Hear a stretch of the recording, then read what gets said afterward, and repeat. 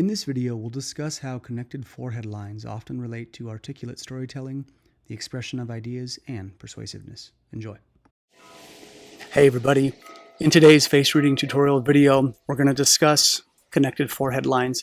So if you've watched any of my content, or if you are watching me face read people, famous people, weekly, I talk about these lines because they show up on people.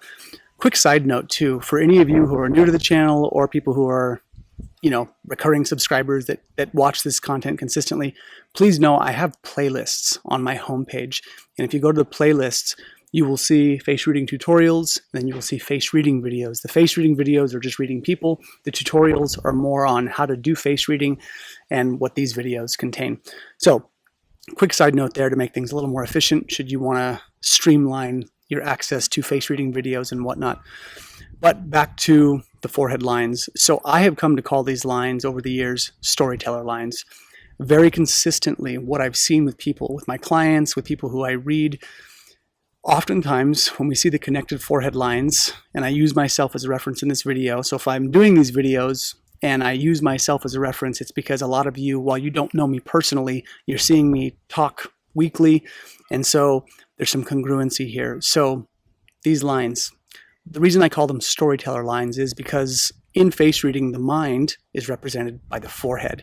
You have to try to frame your understanding of face reading from a place of your face is an external visual marker for how your personality operates to a degree. Now, does it do everything? Can you see every part of a person through their face? No, you can't.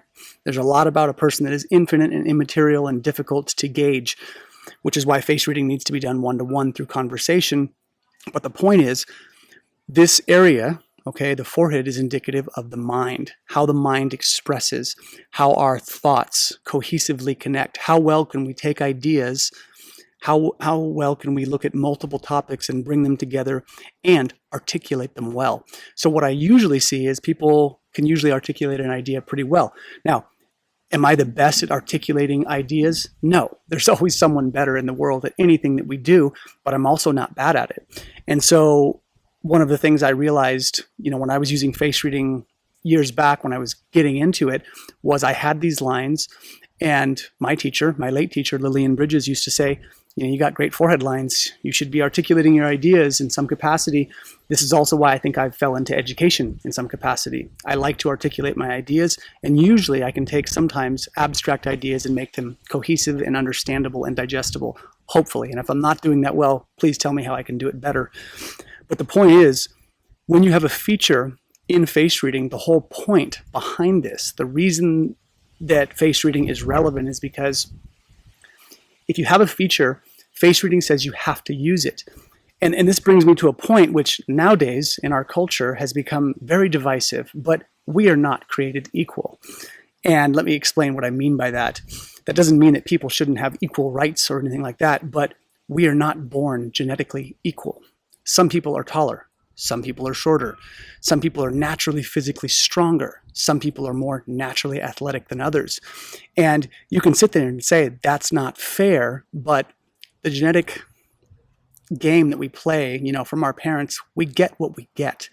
And things are technically unfair, and we can't equalize that playing field because some people are just naturally stronger. We can't make the stronger people weaker, in a sense, to bring the weaker people up to a place so they don't feel bad about it. This idea in face reading is true. When we have features, it means use them. It means you likely have an aptitude in this area. And by using that aptitude, what you give yourself is ease. We give ourselves a little bit of grace. Now, the opposite of that is restriction, grinding, and pushing through.